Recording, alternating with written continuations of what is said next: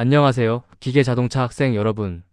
오늘부터 우리는 기계공학의 꽃이라고 불리는 동역학이라는 거대한 세계로 여행을 떠날 거예요. 그런데 여행을 떠나기 전에 반드시 챙겨야 할 게 하나 있습니다. 바로 문제 해결력을 키워줄 우리만의 수학 도구 상자입니다. 동역학 문제를 풀다 보면 수많은 수식과 복잡한 계산 때문에 머리가 아플 때가 많죠? 그건 여러분의 실력이 부족해서가 아니라 적절한 도구를 사용하는 법이 아직 서툴러서일 뿐이에요. 이번 시간에는 복잡한 역학 시스템을 차근차근 조립하고 분석할 수 있게 도와줄 5가지 필수 수학 연장들을 하나씩 챙겨보도록 하겠습니다. 시그마부터 미분과 척분까지 단순히 공식을 암기하는 게 아니라 이 도구들이 물리적으로 어떤 의미를 갖는지 이해하는 것이 이번 시간의 목표입니다. 자, 이제 여러분의 도구 상자를 열고 본격적으로 시작해볼까요? 동역학을 한마디로 정의하자면 아주 거대하고 정밀한 기계와 같다고 할 수 있습니다.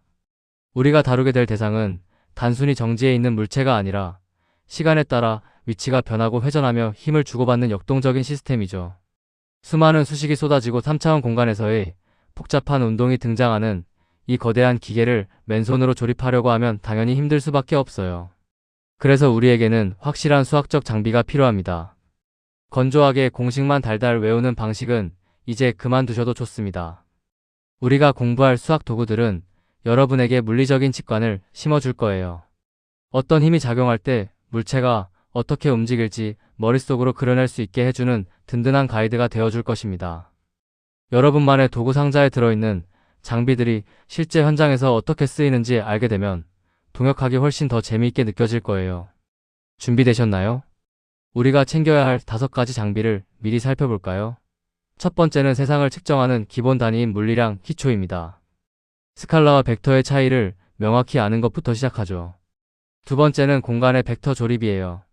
힘과 위치를 성분으로 나누고 합치는 방법을 배울 겁니다. 세 번째는 벡터의 곱셈인데 단순히 곱하는 게 아니라 융합을 의미하는 내적과 회전을 의미하는 외적의 개념을 확실히 잡을 거예요. 네 번째는 움직임의 변화를 실시간으로 추적하는 미분과 척분입니다. 속도와 가속도를 계산할 때 절대 빼놓을 수 없는 핵심 도구죠. 마지막 5번째는 곡률과 연쇄 법칙입니다. 롤러코스터처럼 복잡한 궤적을 분석할 때 필요한 아주 강력한 장비예요. 이 5가지만 제대로 다룰 줄 알아도 동역학의 절반은 정복한 것이나 다름없습니다. 이제 1번 도구부터 하나씩 꺼내서 자세히 살펴봅시다. 첫 번째 도구인 물리량 기초입니다.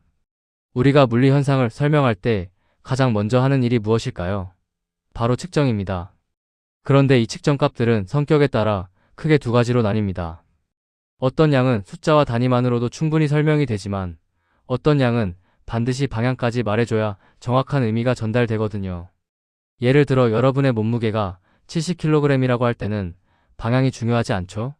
하지만 누군가 여러분을 200N의 힘으로 밀고 있다면 어느 방향으로 밀고 있는지가 생존에 아주 중요한 정보가 될 거예요.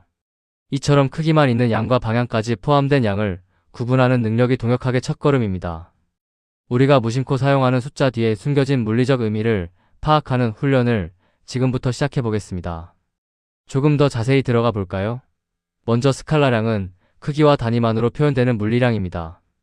대표적으로 질량과 길이가 있죠. 질량 2kg, 길이 3m처럼 숫자와 단위만 있으면 정보가 완벽합니다.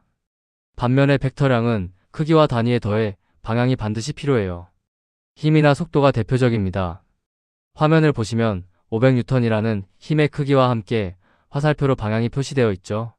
여기서 뉴턴은 힘의 표준 단위로 1kg의 물체를 초당 1m씩 속도를 변화시킬 때 필요한 힘의 크기를 말해요.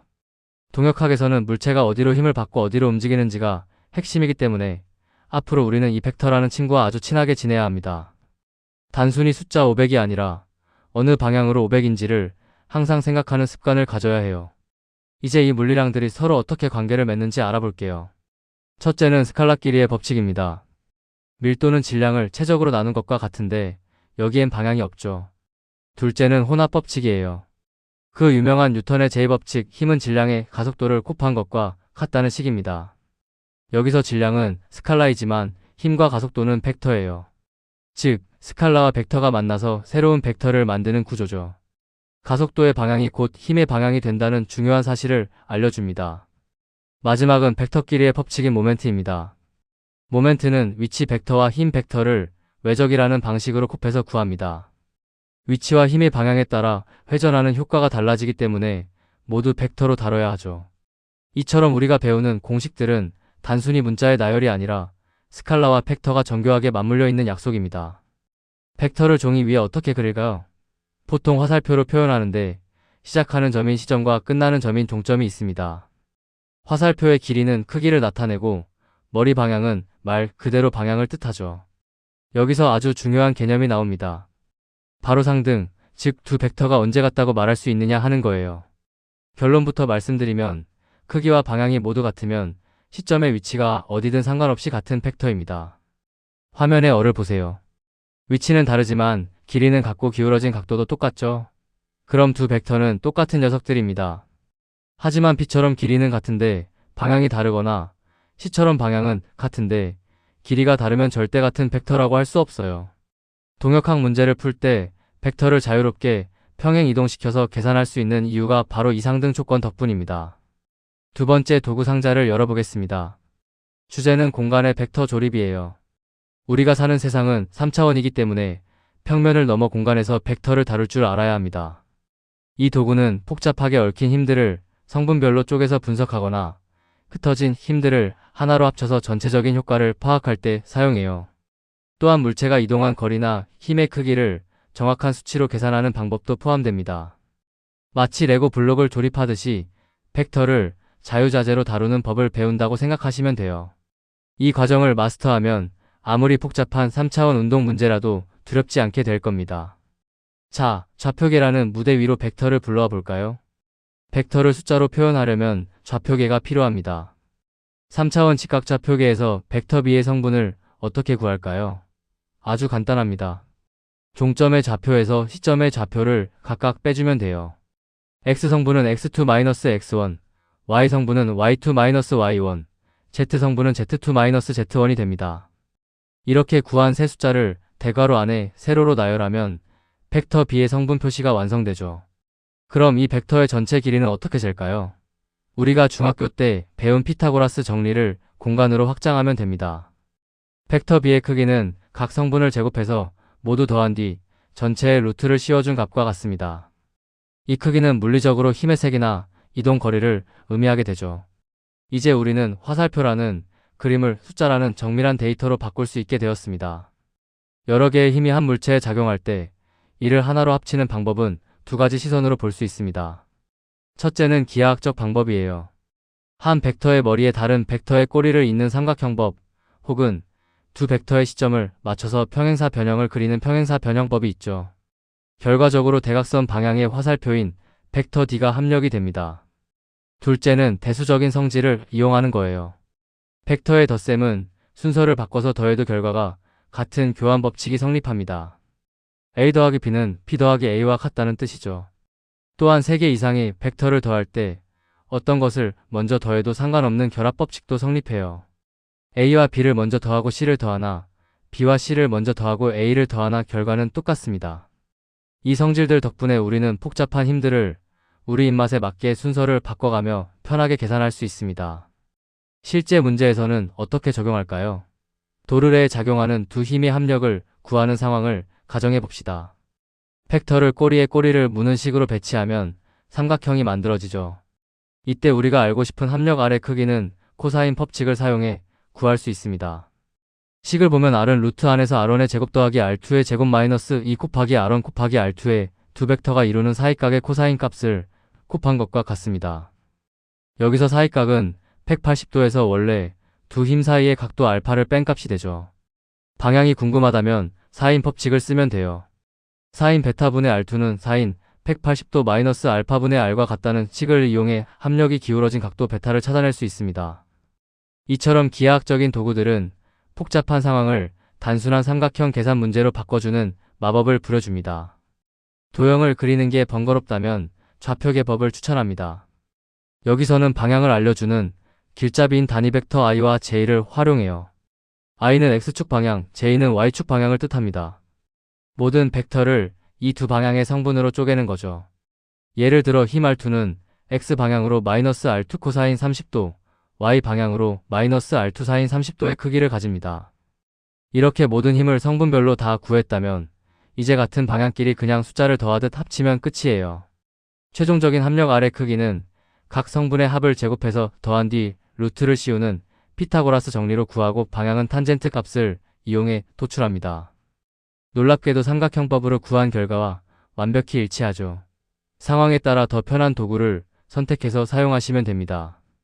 세 번째 도구 상자는 벡터의 곱셈입니다. 벡터의 곱셈은 우리가 알던 일반적인 숫자의 곱셈과는 차원이 달라요. 단순히 값을 키우는 게 아니라 두 벡터가 어떻게 물리적으로 상호작용하는지를 보여주거든요. 여기에는 두 가지 방식이 있습니다. 하나는 두 벡터가 같은 방향으로 얼마나 힘을 모으는지 보여주는 내적입니다. 결과가 숫자로 나오는 융합의 과정이죠. 다른 하나는 두 벡터가 만나서 새로운 방향으로 회전하는 효과를 만드는 외적입니다. 결과가 다시 벡터로 나오는 창조의 과정이에요. 동역학에서 일과 에너지를 다룰 때는 내적을, 모멘트나 회전 운동을 다룰 때는 외적을 사용합니다. 이 두 도구의 성격을 명확히 구분하는 것이 오늘 공부의 핵심 포인트입니다. 내적에 대해 깊이 알아볼까요? 두 벡터 B와 C의 내적은 P점C라고 읽습니다.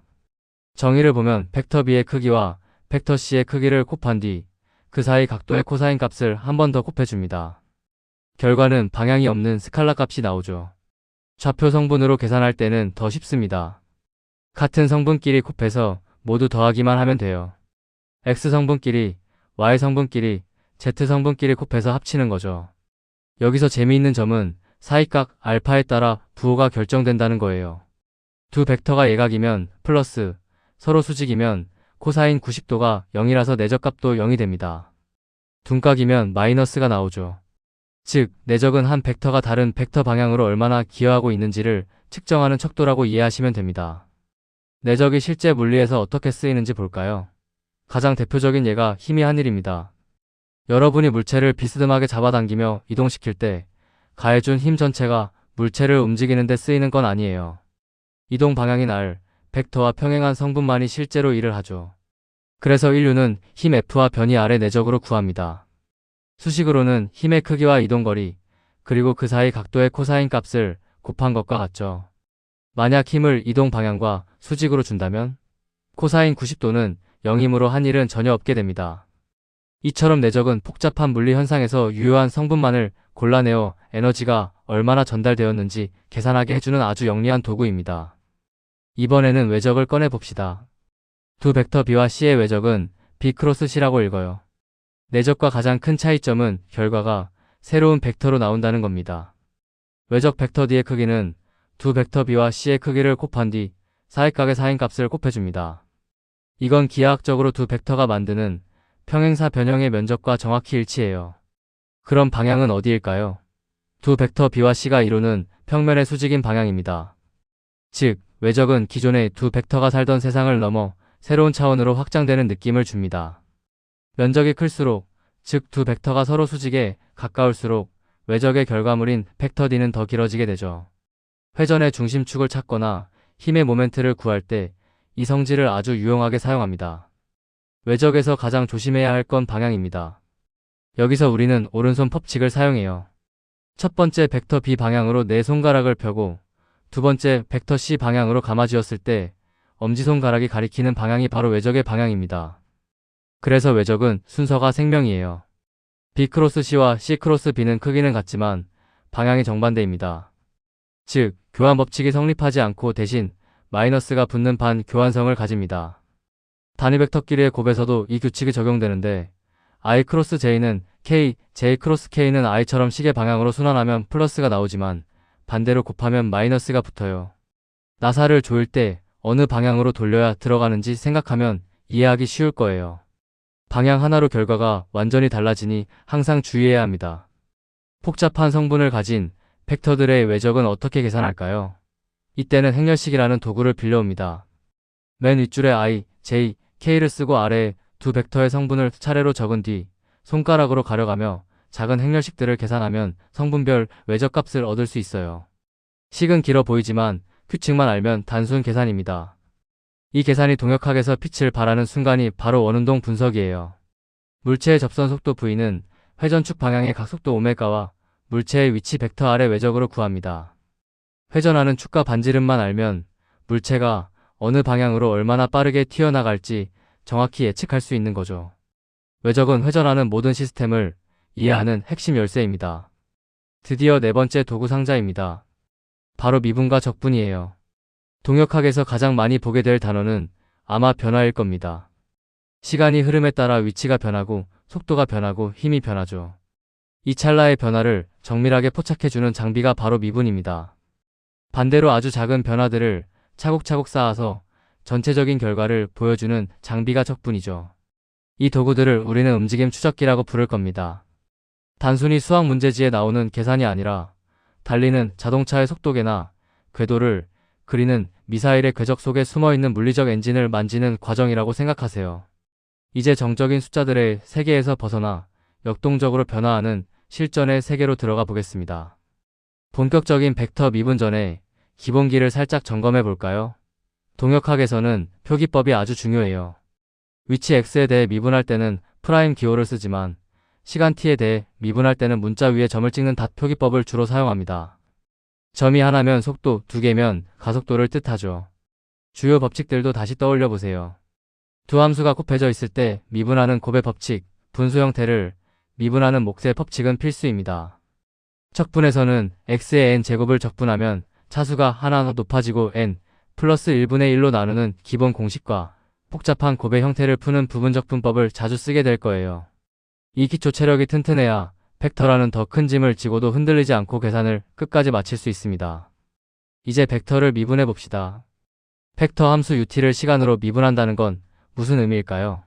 극한의 정의를 보면 아주 짧은 시간 동안 벡터의 끝점이 어디로 얼마나 이동했는지를 보는 거예요. 결과물인 벡터 u은 두 가지 정보를 동시에 담고 있습니다. 첫째는 벡터 크기의 변화율이고 둘째는 방향의 변화율이죠. 여기서 절대 잊지 말아야 할 물리적 사실이 있습니다. 벡터의 미분은 항상 그 지점에서의 곡선 경로의 첩선 방향을 향한다는 거예요. 여러분이 곡선을 따라 운전할 때 핸들을 꺾는 그 찰나의 진행 방향이 바로 미분 벡터의 방향입니다. 그래서 동역학에서 속도 벡터는 항상 물체가 이동하는 궤적의 접선 방향과 일치하게 됩니다. 수학적 정의가 물리적 실제와 만나는 아주 멋진 순간이죠. 벡터 미분에도 편리한 법칙들이 있습니다. 첫째, 두 벡터 합의 미분은 각각 미분해서 더하면 됩니다. 스칼라와 똑같죠. 둘째, 내적의 미분입니다. u.v를 미분하면 u.v 더하기 u.v 다시 됩니다. 이것도 우리가 아는 곱의 미분법과 구조가 같아요. 셋째, 가장 주의해야 할 외적의 미분입니다. u 크로스 v를 미분하면 u 크로스 v 더하기 u 크로스 v 다시 되는데 이때 벡터들의 순서를 절대 바꾸면 안 됩니다. 앞서 배웠듯이 외적은 순서가 바뀌면 방향이 반대가 되기 때문이죠. 공식은 비슷해 보여도 벡터의 고유한 성질을 지켜가며 계산하는 섬세함이 필요합니다. 이 법칙들만 잘 활용해도 아무리 복잡하게 꼬인 벡터 미분식이라도 차근차근 풀어낼 수 있습니다. 드디어 마지막 다섯 번째 도구 상자를 열겠습니다. 이름하여 경로 분석기입니다. 우리가 다루는 물체들은 항상 직선으로만 움직이지 않죠. 굽이굽이 휘어지는 길을 가기도 하고 급격한 회전을 하기도 합니다. 이때 필요한 개념이 바로 곡률과 연쇄법칙이에요. 곡선이 얼마나 급하게 휘어지는지를 수치로 나타내고 여러 변수가 얽힌 복잡한 시스템에서 변화의 고리를 어떻게 찾아낼지 배우게 될 겁니다. 이 도구는 특히 차량의 주행 안정성이나 위성의 궤도 계산처럼 고차원적인 동역학 분석에 필수적이에요. 롤러코스터 설계자가 된 기분으로 곡선 속에 숨겨진 수학적 비밀을 하나씩 파헤쳐 봅시다. 곡률이라는 단어가 조금 생소할 수 있는데 쉽게 말해 곡선이 구분 정도를 말합니다. 수학적으로는 호의 길이에 따른 첩선 각도의 변화율로 정의하죠. 여기서 더 많이 쓰이는 도구는 곡률 반경로입니다. 곡선 위의 한 지점에서 그 휜 정도와 딱 들어맞는 가상의 원을 그렸을 때 그 원의 반지름이 바로 곡률 반경이에요.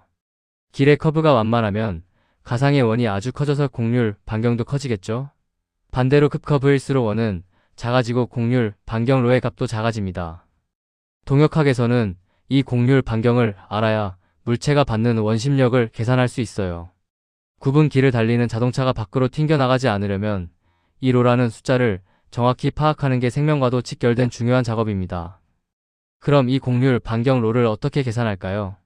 함수가 어떤 형태로 주어지느냐에 따라 두 가지 공식을 선택해서 씁니다. 만약 시간에 따른 x, y 좌표인 매개변수 함수로 주어졌다면 x.과 y.을 이용한 첫 번째 식을 사용합니다.